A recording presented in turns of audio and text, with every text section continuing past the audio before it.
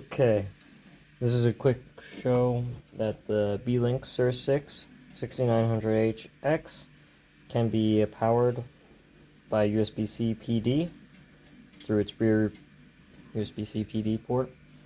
I'm using this tablet here just because that's what the main board is inside. All I really have to do is disconnect the battery from the 5.5 by 2.5 millimeter barrel jack. Just by doing that, unplug that, disconnects the battery. Now I can go ahead and connect Anchor 100 watt USB-C PD power supply. It's just going right into the rear USB-C port right over here. And this is just a demo, but the computer can be turned on with USB-C PD power. Turn on surge protector, press power for the SER6. Also make sure the screen is turned on. And as we can see, the Beelink SER6 6900HX does turn on. This is at its default 54 watt TDP out of the box. I haven't modified it at all. I can log in.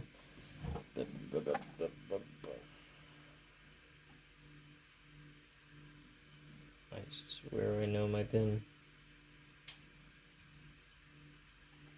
And there we go. Full functioning Windows. I can't say for sure if this is going to work with Linux or other OSs, but it works for Windows 11, so yay. I'm going to go ahead and turn this off, change to another USB 100 watt power supply.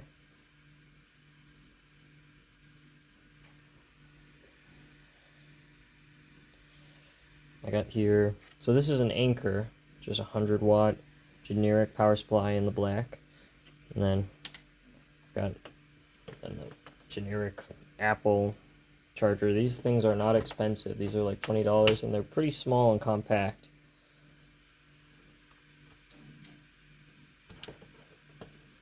Oh, disconnect that. For the record, the screen is being powered by the battery inside by default. I'm connecting the generic 100 watt power supply here. We can see that the LED is off. The SER6 is not on right now, so I'm going to press the button, turn it on. Just give it a moment. And the battery's not connected to the mini PC. Turns on, it works. I'm just going to log myself in.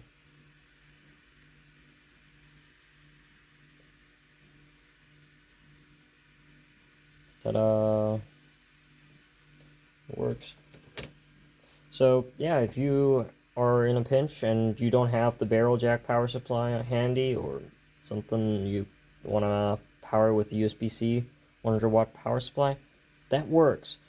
There is one thing that doesn't exactly work, and that's certain USB-C PD negotiations, like this module here. For whatever reason, I could not get the IP2368 module to work and power the computer. I'm going to turn it off and just demo that. It's not exactly a critical issue because the Beelink power barrel jack here runs off of like 12 to 20 volts, so that's a great range. You can just connect a 4S battery up to it direct and just like boom, that's it. Alright, just disconnecting the power. And what I can do is use one of these cables. I'm going to actually keep that connected to the mini PC. And then what I'm doing with this other cable is connecting it direct to the battery. There's just one of these modules plugged in right there. And we'll try turning it on. And it's going to turn on for a little bit, and then it's going to shut off. I don't recommend, like, opening these power supplies, trying to figure out, hey, what's actually in there being powered on there. If you happen to have the module and you know what's on there, you kind of know whether or not it can negotiate or not. And yeah, it's going to do this a whole lot. I turned it on, but it can't power itself on. It goes a little bit and shuts itself off. Maybe if I turn the TDP way down, this will work fine, but at 54 watts, this is not going to work. And some people are going to have some issue with different, well, USB-C PD 100 watt power supplies, and they might be running into that negotiation error where they have something there that's just non-standard. I don't really know what's going on here. All I know is it works with at least these two power supplies. I got another power supply, just not here, but I know it works, so it's just one of those funky things about USB-C.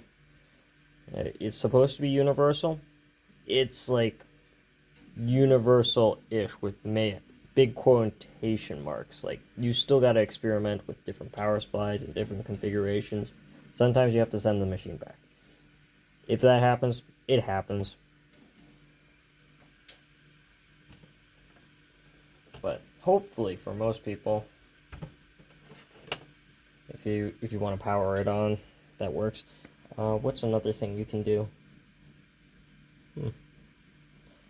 Well, I guess if you really want to be crazy, what you can do is get one of the barrel jack power supplies. And you know how this is just cabled out, and you can connect it up, and then you get a trigger board, and that forces it to offer out 20 volts, and then you can connect that to the barrel jack. And ideally, that barrel jack is not smart, it just doesn't negotiate at all. And 20 volts, it's not ideal, that's for sure. Do I have any diodes here? Nope. Where are my diodes? Hang on. I'm being an old man. Okay. Well, this is a diode. It's got a little hot glue on it, but what are these? These are 10 amp, 1000 watts, or 1000 volts, something crazy. It's a relatively thick diode. You can just connect this in line, and it acts as like a bit of a resistor. It'll step down the voltage by 0.3 or something volts, and get you a little bit closer to 19 volts.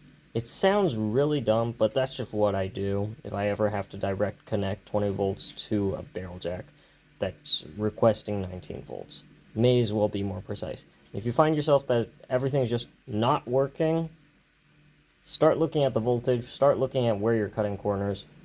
Something's being missed, I hope. Alright, but good luck to everybody that's building their machines. I wish you the best with your setups, and I hope even if this doesn't work, you find something that does work for you. Okay? Have a good day.